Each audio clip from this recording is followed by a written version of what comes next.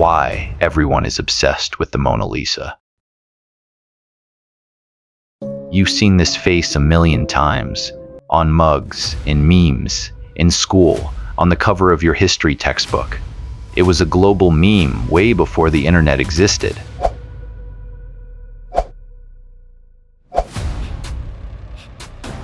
But let's be real. Have you ever imagined what it's actually like to see her in person? Every single day at the Louvre, the same thing happens.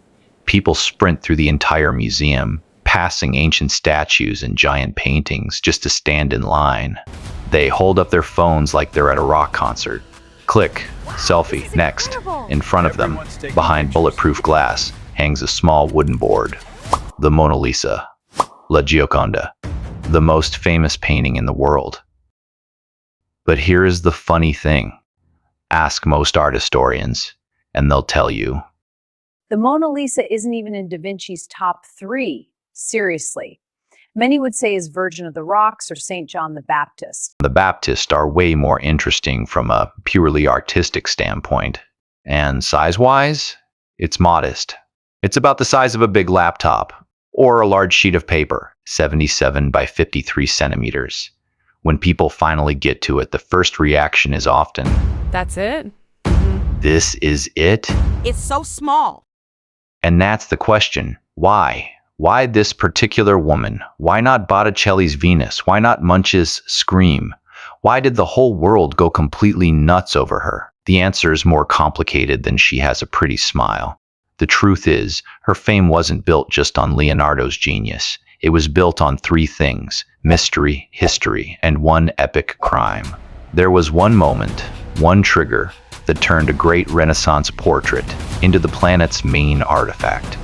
To understand this obsession, we have to go back 500 years and look at what Leonardo actually did without ever knowing he was creating an icon.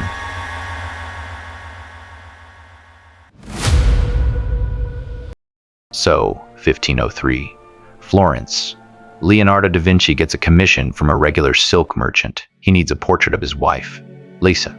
Sounds like just another job, right? But Leonardo wasn't a regular painter. He was a genius who loved to experiment, and he did something no one had done before. He didn't just paint a face, he painted movement. Look at her smile. The whole world is obsessed with it. Why? Because it changes. The secret is simple. Leonardo used blurring. He painted in such thin layers that you can't see any brush strokes. Everything is hazy, like smoke. You look at her lips, you think she's smiling. You look at her eyes, the smile disappears. Your brain can't catch a clear moment. That's why she feels alive. That's why she feels mysterious. It's just a blurring trick. But 500 years ago, that was magic. Here is the crazy part. Leonardo got so into it, he forgot about the guy who paid him. He never gave the painting to Lisa's husband, ever. He kept it with him his whole life, from Italy to France. Kept painting it, fixing it, painting it again. Imagine an artist carrying around the same portrait of some regular woman for 16 years. Why? We don't know. Maybe she reminded him of his mom. Maybe he just enjoyed working on it. And look at the background. That's not a real place. It's imaginary. Rivers, mountains, roads, none of it existed. Leonardo just invented an entire world behind her. So here's the thing. When Leonardo died, the painting stayed with the King of France. They hung it in a palace. Beautiful, valuable. But back then, it was just another painting in the royal collection. No one knew this wooden board would become the biggest star on the planet. For that to happen, something wild had to happen first. The painting had to disappear. Act 3, the theft. On the 21st of August, 1911, the Louvre opened its doors like any other Monday. It was quiet, a slow day. Guards sat in corners. A few artists copied paintings. Tourists wandered through the halls. In the Salon Carré, one painting hung on the wall.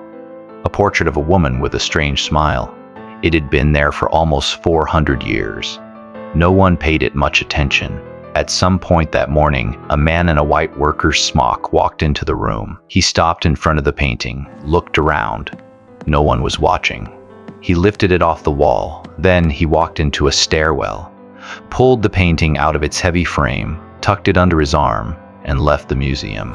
No alarms, no guards, no questions. The man's name was Vincenzo Peruggia. He had worked at the Louvre before.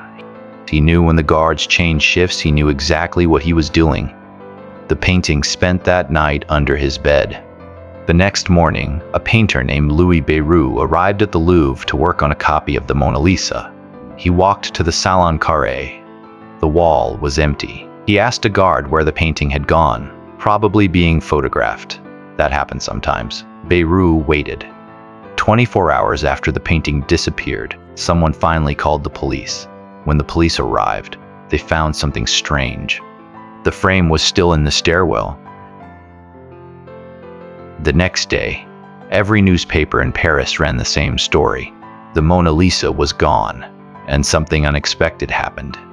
People who had never cared about art suddenly cared about this painting. Crowds gathered outside the Louvre just to stare at the empty wall. They wanted to see the place where something famous used to be. The police had no idea what to do. They closed the borders. They searched every train leaving France. They interviewed everyone who had ever worked at the Louvre. They even arrested Pablo Picasso. The great painter spent a night in jail because someone thought he might have been involved. 2 years passed. The painting vanished completely. No sightings, no demands for money, nothing. Some said it was destroyed. Some said it was in America. Some said it never really existed in the first place. Then, in 1913, a man walked into an art gallery in Florence. He was carrying a wooden box.